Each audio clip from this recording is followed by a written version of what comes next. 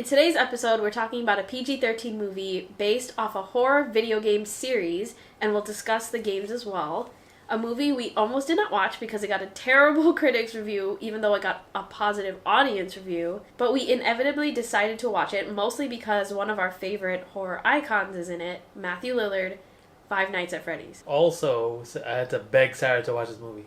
It had a bad review. Yes, it had a bad critics review. So I usually look at IMDb, and I was looking at Sarah. I was like, we're not watching this movie. I was like, yo, this movie. I heard good things about this movie, and then you did all your research, and you're like, yeah, the people like it, not the critics. So I mean, there were so many reasons for us to not watch it, but there was also obviously reasons to watch it, which we'll get into. But I'm glad we watched it. Yeah, me too.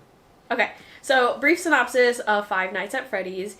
A troubled security guard begins working at Freddy Fazbear's Pizzeria, and while spending his first night on the job, he realizes his late shift at Freddy's won't be so easy to make it through. It's also funny that I did not want to watch it, and it got terrible critics' reviews, because it's also the highest grossing horror movie of 2023. Yes, it outbeat Scream, it outbeat Saw, it outbeat Talk to Me, and several others. It's literally the best grossing horror movie of the entire year. And it's PG-13. And it's PG-13. It's wild. So, obviously we had to talk about it, and before we actually get into the discussion, we always kick things off with a game.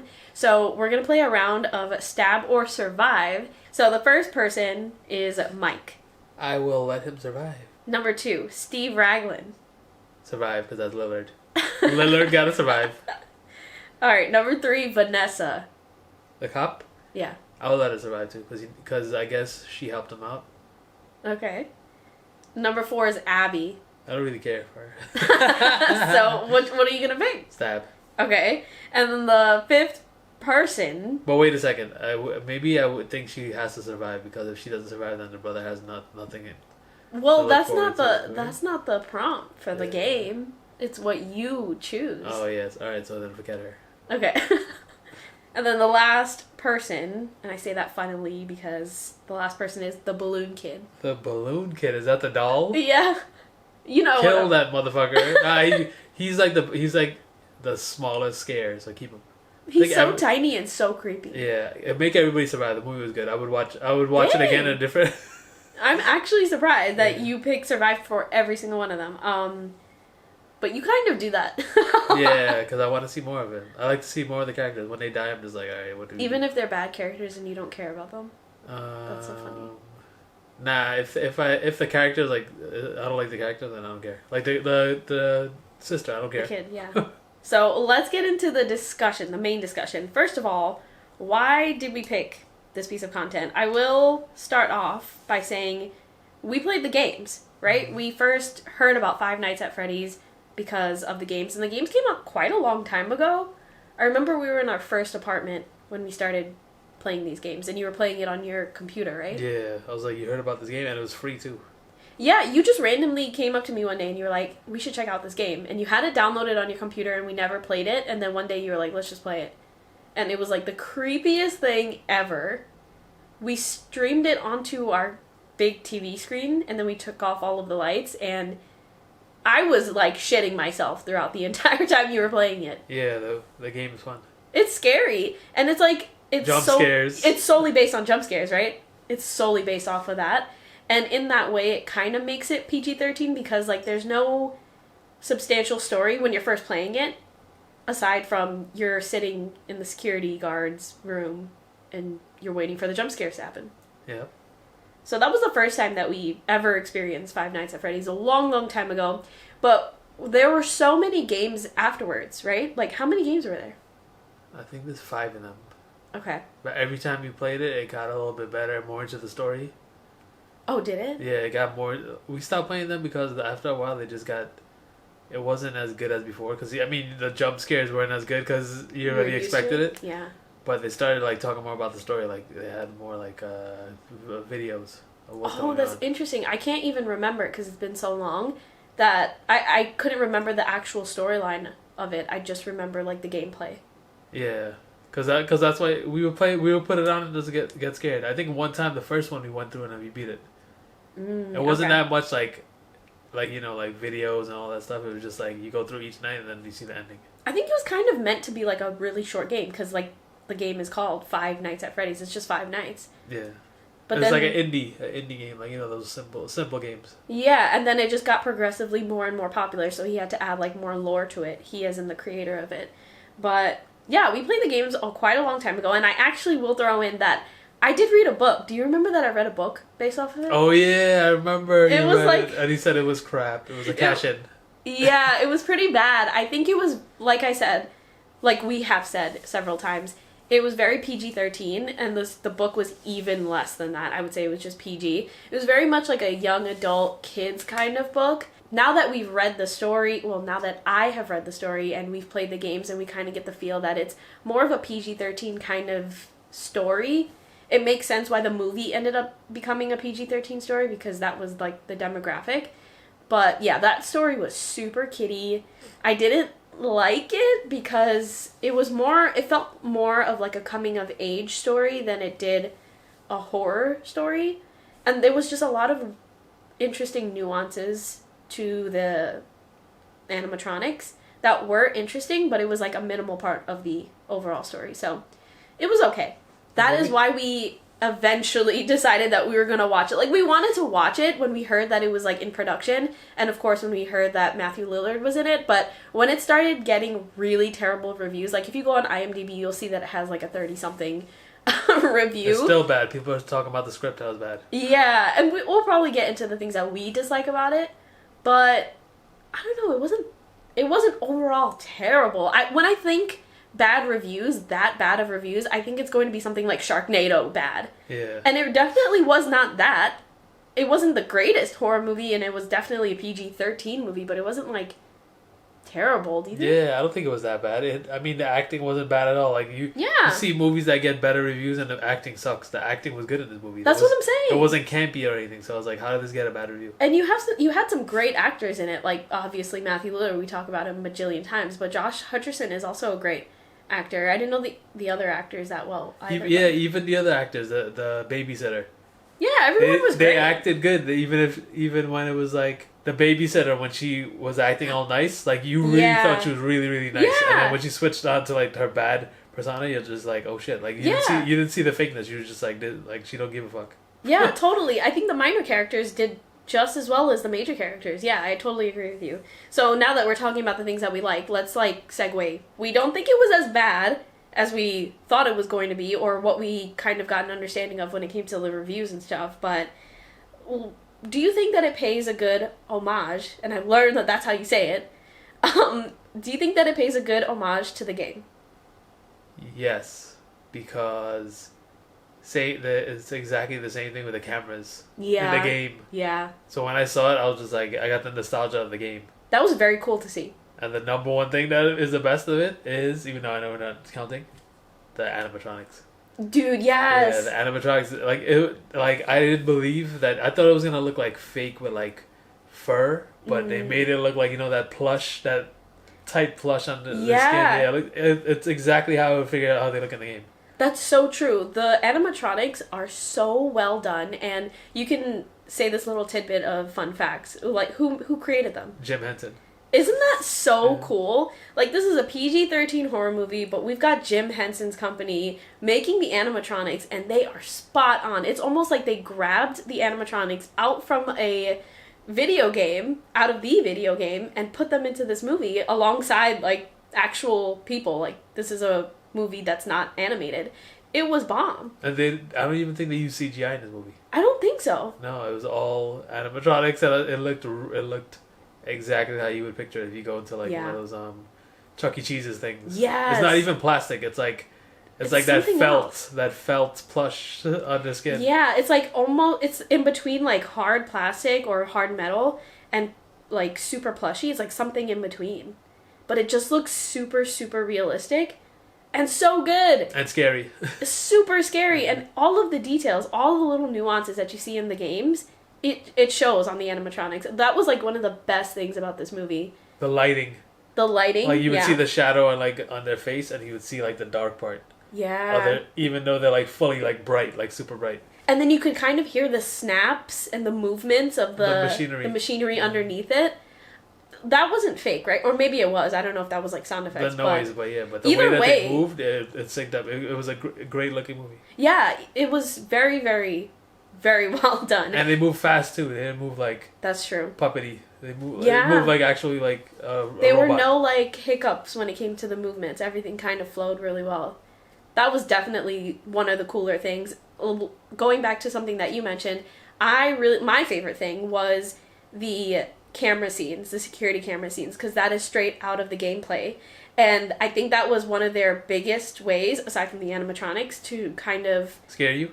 Not scare you, but really make you feel like, oh yeah, this is how I feel when I'm playing the game. Yeah. And now I'm experiencing this while I'm watching it, and it really hits the nostalgia, because the games are actually kind of old now. It gave me that nostalgia feeling. Yeah, if they would have... I mean, you've seen the cameras and while he's there, like, and he's switching to like, and you would see the characters in the back, and I would be like, "Yo, did you see that shit?" Yeah, and then you would see like the rooms. There were certain rooms that I just remember, like the party room with all the tables and stuff like that. Everything just looked so spot on to the game. It was awesome. Yeah. I also like the games. Like the games looked pretty fun. It reminded me of Dave & Buster's. The games, yeah, the actual games. I didn't.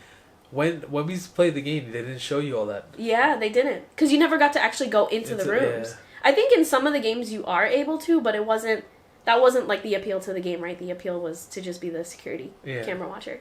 But yeah, they definitely paid homage to the video game in many, many ways. And I think also to the book, even though I did not like the book, they do touch up on some of the storylines that were going on. I can't remember fully, so I'm not going to dwell on it too much, but they talk about a lot more than just the spooky scaries, and we'll get into what we dislike about it when it comes to the genre of it, but they touch upon a lot of issues that kids are kind of dealing with. There's like coming of age issues, there's parenting type of issues, like they're talking about other things, and that was also in the book, so I just wanted to mention that they do pay homage to the book if you're a fan of the book. I don't even know what it's called anymore.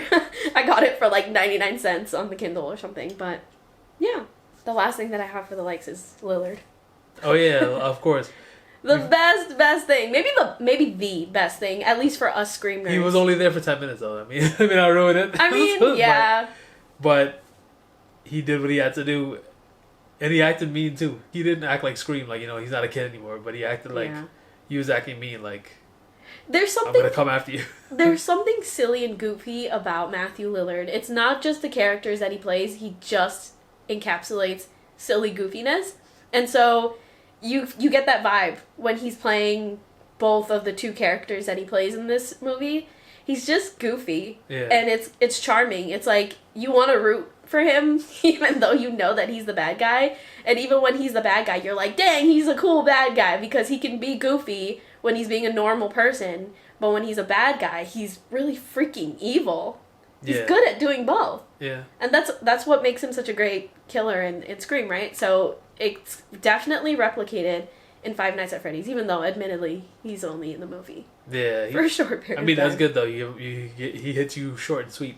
That's true. And you want more of him. That's true. And it's so funny because you'll see so many like memes and videos online, and it's always him as the center, even though he was hardly in the movie. Yeah, you remember him the most. He's great. He's awesome. I love Lillard. And I think also, I do also want to mention there's 2 Scream references in Five Nights at Freddy's. So the first Scream reference, and this is an unofficial reference because I noticed it, but I don't know if it's like they put it in intentionally.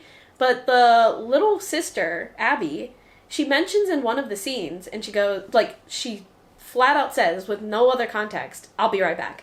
Yeah. And I was like, wait a second. Yeah. Did you do that on purpose? It just felt so intentional, but I don't know if that's confirmed.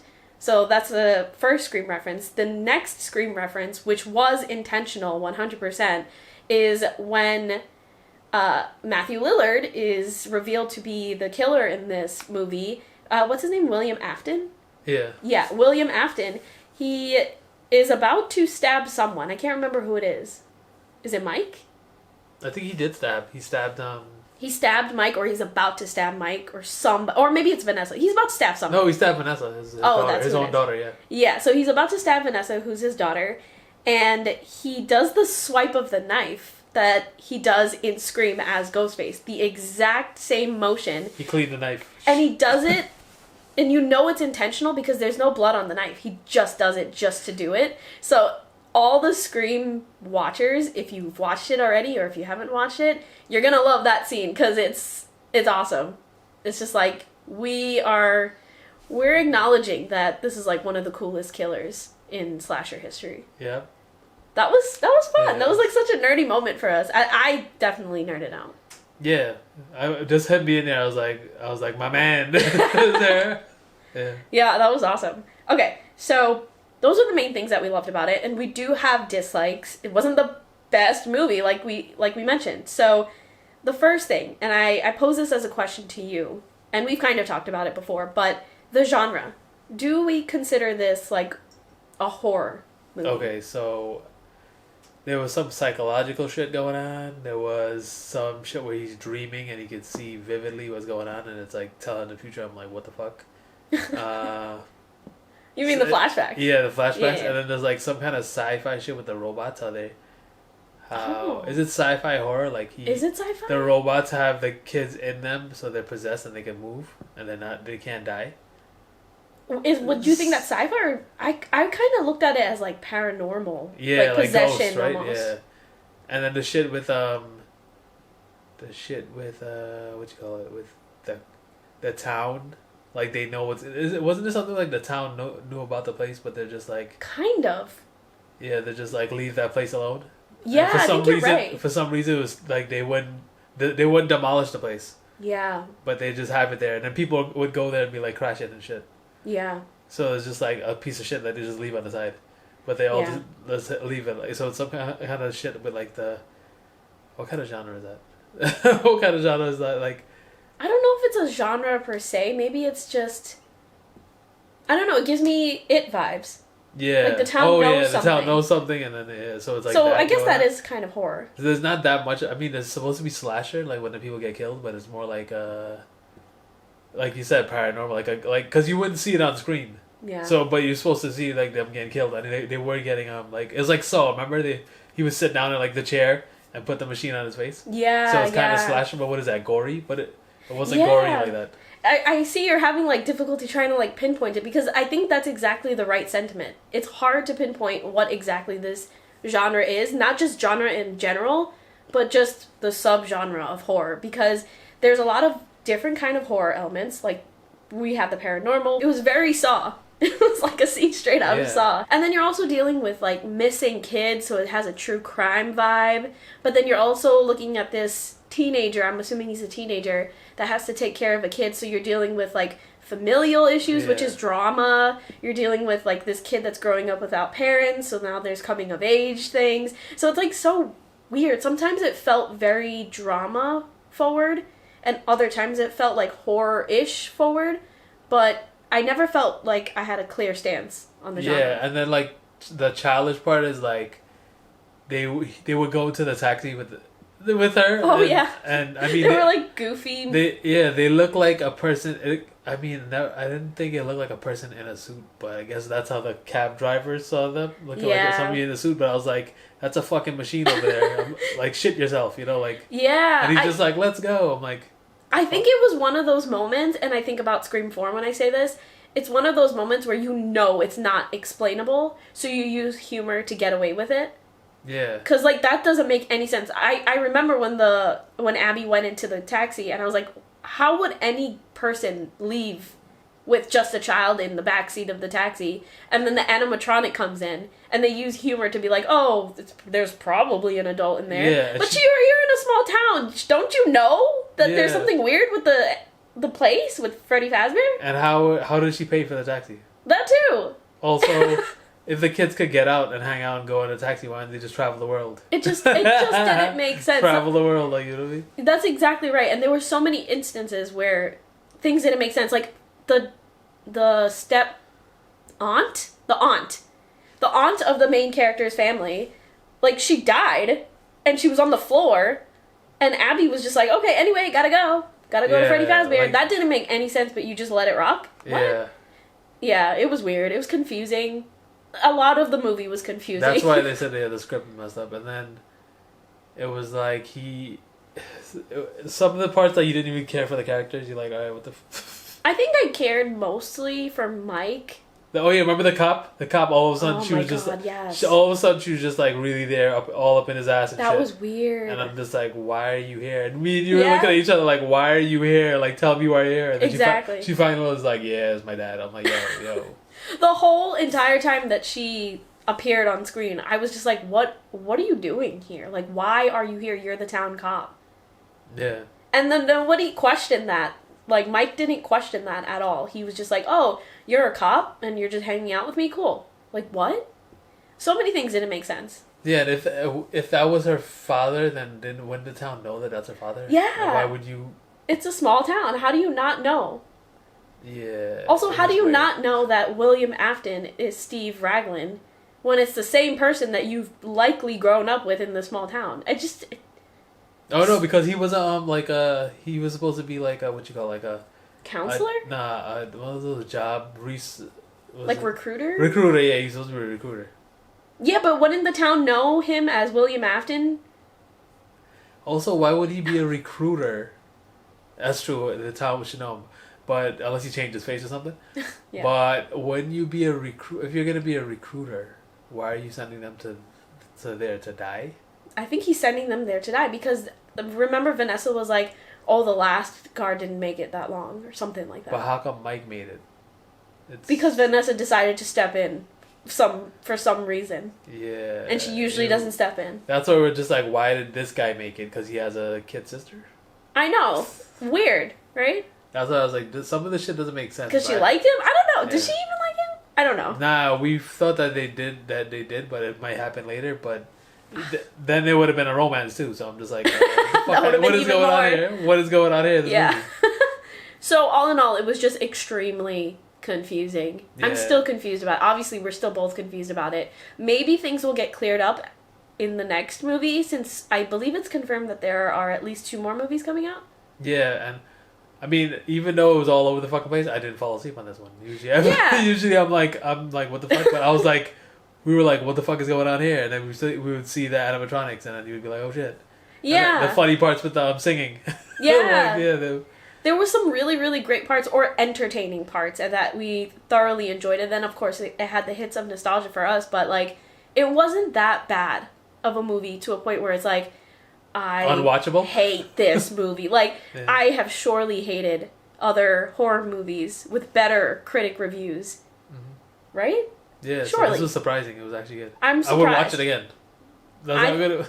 I think the critics were being a little extra here, because I'm about to look up Sharknado and see what the critic review is for that, because if it's more than this movie, then I know there's something corrupt. Something's wrong. There's something wrong. So I guess we're ending it off with a question mark, because we don't know what to make of it. Watch this movie though. It's fun. It's fun. If you're a Scream fan, you gotta see it. Lillard is the best 10 minutes out of the whole movie. Support Lillard so he comes back in other horror movies. Oh, that's my the main gosh. reason to watch this movie. I was telling Ian this, but I hope the Scream franchise are shaking in their boots right now, because this PG-13 movie with Lillard beat the shit out of them when it comes to gross income, gross revenue, and they deliberately have chosen to never put him back into the franchise. So I hope they are upset. I mean, now they have to put him back.